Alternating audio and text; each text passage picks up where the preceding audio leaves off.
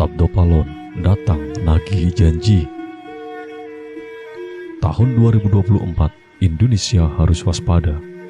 Pasalnya, ramalan Jayabaya mengungkap bahwa tahun 2024 adalah tahun datangnya Sabdo Palon nagih janji.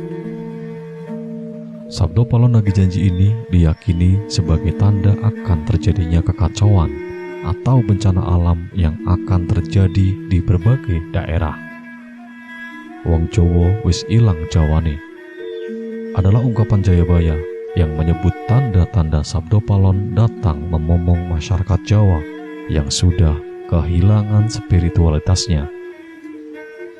Berdasarkan ramalan Jayabaya mengungkapkan bahwa masyarakat Jawa menunggu datangnya masa Sabdo Palon nagih janji.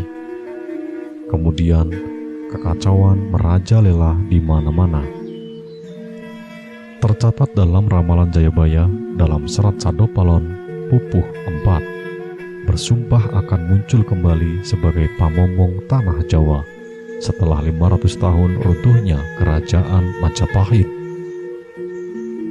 Apabila dihitung 500 tahun dari kerajaan Majapahit runtuh pada tahun 1478, maka ramalan datangnya masa Sabdo Palon nagih janji jatuh pada tahun 2020 hingga 2024. Pertanda meletusnya Gunung Merapi yang dijelaskan dalam Pupuh 5 dalam serat Sabdo Palon yang berbunyi, Kulo Namel Pratondo, Pratondo Tembayang Mami Hardi, Merapi yang jebluk Mililahar, Lindu Pimpitu Sedino, Kaline banjir bandang.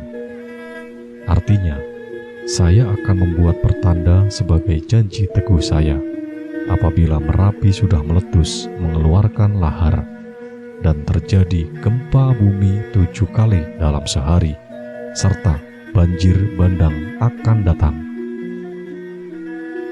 Dalam serat Sabdo Palon Pupuh 13 disebutkan akan ada ombak munggah daratan, yang artinya merujuk pada sebuah bencana tsunami.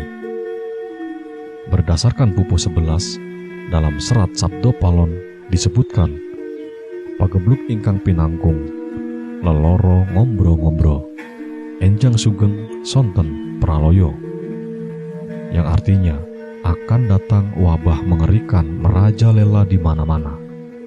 Paginya orang-orang masih hidup, sorenya banyak yang mati.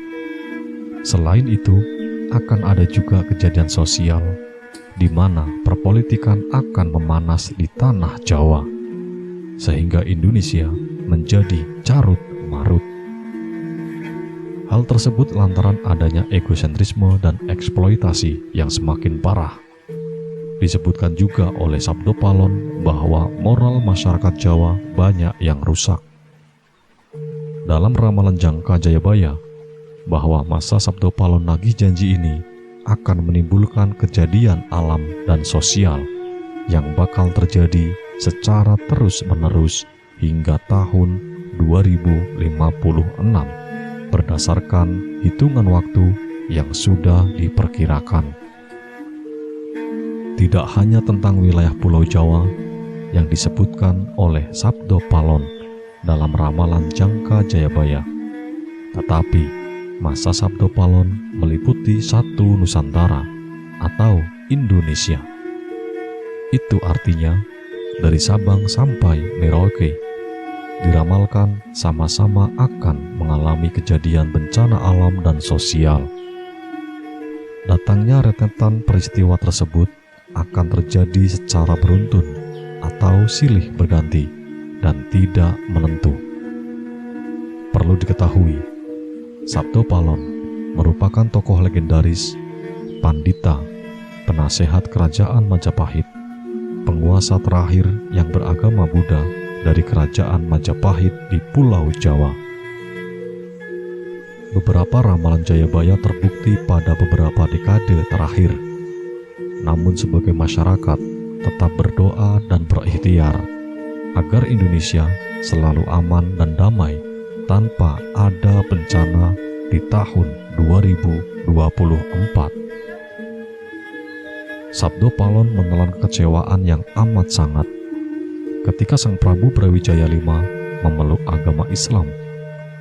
Dia merasa bahwa raja telah terperosok, sudah jadi Jawan, Arab-Araban, dan hanya nurut ikut-ikutan. Tidak ada gunanya saya asuh. Saya malu kepada bumi dan langit, malu memomong orang tolol. Saya mau mencari momongan yang bermata satu, yaitu yang mengerti dan tahu tujuannya beragama. Tidak mau saya memomong paduka. Begitulah katanya. Sabdo Palon mengaku telah mengasuh 2003 atau 2003 tahun raja-raja Jawa. Namun satu pun tidak ada yang mengubah agamanya.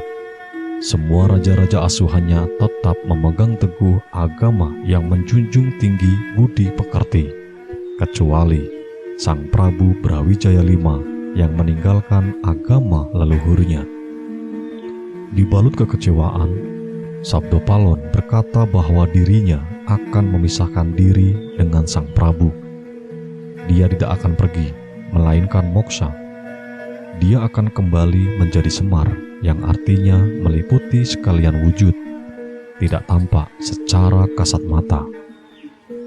Di dalam serat Darmo Gandul disebutkan bahwa Semar dipercaya merupakan utusan gaib Gusti Kang Murbeng Dumadi atau Tuhan yang Maha Kuasa untuk melaksanakan tugas agar manusia selalu menyembah dan bertakwa kepada Tuhan, selalu bersyukur dan eling serta berjalan pada jalan kebaikan. Pulau Jawa dikenal angker pada zaman dahulu, hingga Syekh Syubakir yang diutus menyebarkan agama Islam harus menghadapi tantangan hingga membuat perjanjian Sabdo Palon dengan roh halus penguasa wilayah, yakni Ki Semar Badranaya. Perjanjian Sabdo Palon itu dibuat sebagai kesepakatan antara Syekh Syubakir yang datang menyebarkan agama Islam ke Pulau Jawa yang terkenal angker dengan roh halus penguasa wilayah Ki Semar Badranaya. Diceritakan pada masa dahulu, Pulau Jawa terkenal angker yang dikuasai roh halus Ki Semar Badranaya. Kedatangan Syekh Syubakir yang diutus oleh Sultan Turki, Sultan Muhammad I untuk syiar agama Islam.